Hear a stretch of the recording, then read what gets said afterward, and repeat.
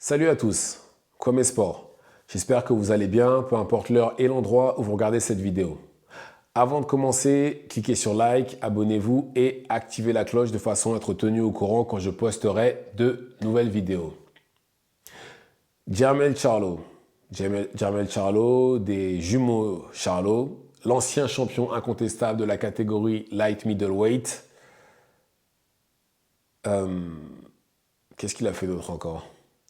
Oui, le premier duo de jumeaux champions de l'histoire, je crois que c'est eux, oui. Ils nous en ont offert des beaux combats, hein. Notamment son... bon, malheureusement, je ne pense pas qu'il y aura un troisième combat, mais ces deux combats contre Tony Ferguson, par exemple, les deux sont très très beaux à regarder, même s'il a perdu le premier. Le deuxième, il l'a mis KO, mais il aurait pu perdre aussi. Si ça avait été à la décision, je pense qu'il aurait perdu. Mais il nous a aussi offert deux combats avec Brian Castagno qui sont juste magnifiques. Si vous ne les avez pas vus, allez-y. C'est clairement la boxe comme on l'aime. On a Brian Castagno, le bagarreur à courte distance.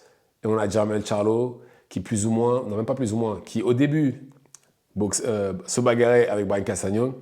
Et puis enfin a compris qu'il fallait utiliser son jab de façon à le maintenir à distance et aussi utiliser les déplacements pour éviter justement la bagarre. Le premier combat s'est terminé par une égalité, mais le deuxième combat, justement, Jermell Charlo a fait les ajustements nécessaires, comme j'ai dit. Quand il a commencé à boxer, c'était plus le même combat, et il a fini par mettre KO Brian Castagno. Et il est devenu champion incontestable en light middleweight. Comme je dis à chaque fois, je ne sais pas comment vous opérez, mais pour moi, dès l'instant où on est champion incontestable, c'est un ticket automatique pour le Hall of Fame. Automatique. Enfin bref. Et après ça, malheureusement non, il a jamais défendu son titre incontestable, enfin il a jamais défendu les 4 ceintures en light middleweight, mais il a combattu Canelo Alvarez qui lui était champion incontestable dans la catégorie super middleweight. C'était clairement un combat entre champions incontestables, mais bon, entre les deux, il y a deux catégories, donc on savait tous que Jermell Charlo ne gagnerait pas. Et même s'ils avaient été au même poids, je pense que Jermell Charlo n'aurait pas gagné, tout simplement parce qu'il y a un écart de niveau entre les deux qui est juste énorme. Voilà, juste énorme. Et aussi bizarre que ça puisse paraître, je pense que son frère aurait peut-être eu une meilleure... Je vois son frère perdre aussi contre Canelo, son frère jumeau Jermell Charlo, l'ancien champion WBC de la catégorie middleweight. Je le vois perdre aussi, mais à la différence de son frère, je pense que ça aurait été un combat beaucoup plus serré parce qu'il a un excellent jab et on sait tous que Canelo a beaucoup de mal contre les bons jabbers. Enfin bref, il n'a jamais défendu sa ceinture. Il a perdu contre Canelo 12-0. Appelons un chat un chat, hein. Je pense peut-être pas 12-0. Il a peut-être dû gagner un round. Ouais, un, deux rounds, grand max. Il est allé au sol aussi. Il a perdu dans le ring, mais par contre, son compte en banque a gagné.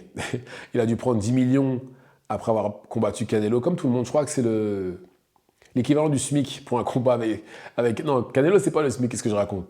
Quand tu combats Canelo, c'est clairement le 13e mois, plus le solde de tout compte, plus la prime d'intéressement et de participation. C'est tout ça d'un coup quand on combat Canelo. Et comme beaucoup d'anciens adversaires de Canelo, une fois qu'ils ont pris leur chèque, leur gros chèque, il a disparu. Comme par exemple Billy Joe Saunders, qui lui, non seulement il a disparu, des fois on voit des photos de lui, il a pris au moins 30 kilos, Billy Joe Saunders, malheureusement. Si vous voulez regarder l'argent, ça fait ressortir tout ce qu'il y a de bien chez certaines personnes et moins bien chez d'autres. Visiblement, lui, le moins bien, c'était la nourriture. Et en l'occurrence, Jermell Charlo, pardon, lui, il a complètement disparu et toutes les fédérations lui ont pris ses ceintures. Alors déjà, quand il est rentré dans le ring contre Canelo, hop, WBO fini. Ils l'ont donné à Tim Tszyu, parce que normalement, il aurait dû combattre Tim Tszyu à la place de Canelo. Il a choisi Canelo, bah, forcément, hein. Le chèque, le prestige, etc. Plus de ceinture WBO. Et ensuite, toutes les autres ceintures, IPF, WBC, WBA, ont toutes été éparpillées ou rendues vacantes. Je crois qu'il y en a peut-être une qu'il a dû même laisser lui-même. Et maintenant, Jermell Charlo a posté un message sur son compte Instagram qui dit clairement qu'il est de retour et en 154. Il dit clairement que c'est sa catégorie. Mais, entre-temps, entre le moment où il était le roi, hein, parce que clairement il avait les 4 ceintures de la catégorie 154, et maintenant, les choses ont changé. Il y a les combattants qui étaient en 154 au moment où il était le king ne sont plus les mêmes. Désormais en 154, il y a Terence Crawford, ancien champion incontestable de la catégorie welter, ancien champion incontestable de la catégorie super lightweight, et Errol Spence. Errol Spence, ancien champion unifié de la catégorie welter. Il y a bon, Tim Tszyu, hein, il était déjà là, mais bon, maintenant il n'est plus champion, mais quand même, très très dangereux. Sébastien Fundora. Il était déjà là, mais bon, il n'était pas champion, il n'était pas aussi bien classé non plus, et il s'est amélioré depuis. Sébastien Fundora. Sébastien Fundora, champion WBO et WBC, anomalie génétique. Il doit faire 2 mètres pour une soixantaine de kilos, ce qui est... ouais, bref, c'est Wembanyama, mais dans un ring, en fait. C'est pareil. Et ça risque d'être plus compliqué, parce que maintenant, il a 34 ans, il n'a pas combattu depuis un moment. Je pense pas que ce sera si facile que ça. Bon, même si je pense que quand il va revenir, il va sûrement prendre un tune-up ou 2 avant de pouvoir se remettre aux choses sérieuses. Mais ça va être compliqué. Parce que à la base, il devait combattre... Non, il aurait dû combattre normalement Crawford, pardon. À la base, il aurait dû combattre Terence Crawford, après Canelo. Mais après la raclée que Canelo a donnée à Charlo, Crawford a dit non, c'est bon, ça m'intéresse pas. Ça vaut plus la peine maintenant. Je vais faire autre chose, c'est mieux. Et puis bref, puis il est parti, à dépenser ses millions, hein, je pense. Et je suis quasiment sûr que dans un coin de sa tête, même s'il l'a jamais dit en vrai, je suis quasiment sûr que même les deux d'ailleurs, dans un coin de leur tête, Charlo et Errol Spence se sont toujours dit un jour, toi et moi, on va devoir se battre. J'en suis sûr et certain. Sûr. Parce que là, de toute façon, ça va être le cas. Je pense que, de toute façon, ils ne sont plus entraînés par la même personne. Certes, ils sont amis, tout ce que vous voulez. Hein. Mais vu qu'ils ne sont plus entraînés par la même personne, qu'ils sont désormais dans la même catégorie, ça ne me choquerait pas qu'ils soient amenés à combattre. Du moins, si Spence reste dans la catégorie... Si même Spence continue de combattre tout court, puisque Spence a émis l'idée qu'éventuellement, son combat contre Fundora pourrait être son dernier. S'il pense que c'est le dernier, s'il pense qu'il n'a plus la boxe en lui, mieux vaut qu'il s'en aille, c'est mieux. Faire un sport de combat juste uniquement, et s'il n'y a que l'argent qui motive, c'est pas bon.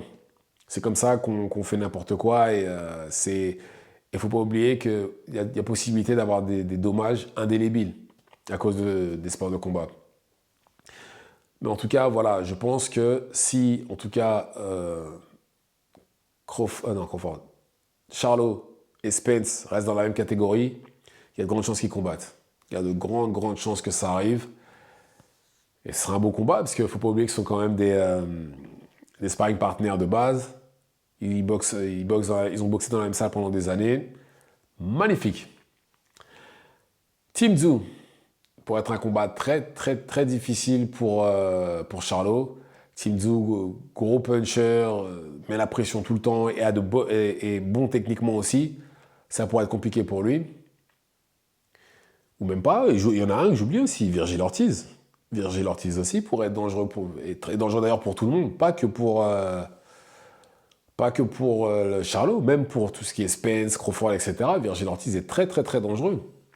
En plus là maintenant, les problèmes de santé, c'est fini. C'était clairement lié au poids, je pense, parce que là, il n'est pas tombé malade, il n'y a pas eu de blessure, rien du tout. Depuis qu'il est monté en 154, ça se voit clairement que c'était lié au cutting. Là maintenant, il est dans la bonne catégorie, tout va bien pour lui, tant mieux. Et je pense qu'il pourrait être dangereux pour tout le monde, pas que pour Jermell Charlo. Mais est-ce que maintenant, en ayant pris de l'âge, sans avoir combattu pendant 1 an, est-ce qu'il sera effectif comme avant? Bonne question. Ça, je ne sais pas. Et très souvent, malheureusement, c'est ce qui arrive encore une fois après avoir combattu quelqu'un comme Canelo, Floyd ou Pacquiao. Une fois que les combattants prennent des gros chèques, ils sont bourgeoises. C'est plus les mêmes. C'est plus les mêmes. Est-ce que ça va être le cas pour lui? Ça, on ne sait pas. Et il a dit qu'il était de retour. Certes, d'accord. Quand? Contre qui? Parce que là, on est quasiment au mois d'août. Il lui reste plus tant que ça avant la fin de l'année. Et on parle quand même de quelqu'un qui a déjà 34 ans. À partir de ce stage-là, surtout dans ces catégories-là, ça peut commencer à être compliqué. Faut prendre ça en considération aussi. Et dans mes souvenirs, il me semble que Derrick James avait dit que très bientôt il arrêterait d'entraîner. Que là, il prenait plus d'élèves. Que Ryan Garcia était son élève. D'ailleurs, je sais pas si c'est encore son coach. De toutes les façons, il est suspendu, donc ça change rien. Mais Frank Martin, bon, il est actif. Hein, je pense qu'il devrait combattre d'ici quelques temps. Mais par contre, en ce qui concerne Jermell Charlo, ça pourrait, ça se trouve, c'est même plus son entraîneur aussi. On ne sait pas. Ça se trouve, il va rejoindre son frère avec, enfin rejoindre. Oui, il va retourner avec son frère avec Ronnie Shield parce qu'à la base, Ronnie Shield entraînait les deux. Ça se trouve, il va retourner là-bas, on ne sait pas. Mais qui est-ce qu'il pourra affronter pour revenir? Parce que j'allais dire Erickson Lubin qui l'a mis KO au premier round, mais je ne pense pas qu'il arriverait à reproduire la même chose là maintenant. Je pense que Lubin, justement, est meilleur. Il a pris en expérience, etc. Et de l'autre côté, comme j'ai dit, il n'a pas combattu depuis longtemps, Jermell Charlo, et il a pris de l'âge aussi. Donc ça pourrait être un problème. Et c'est peut-être embourgeoisé aussi. Donc Erickson Lubin, non, je pense pas. Celui qui a battu Fondora, peut-être. Mais je crois qu'il a été battu aussi. Bonne question. Mais en tout cas, contre le top de la catégorie, je ne pense pas que ce soit une bonne idée pour le moment. Non. Faut qu'il vise plus bas pour l'instant et à partir de là, on augmente. Donc voilà. Jermell Charlo est de retour. Dites-moi ce que vous en pensez dans les commentaires. Activez la cloche de façon à être tenu au courant quand je posterai de nouvelles vidéos. Et c'est tout pour moi. Ciao, ciao.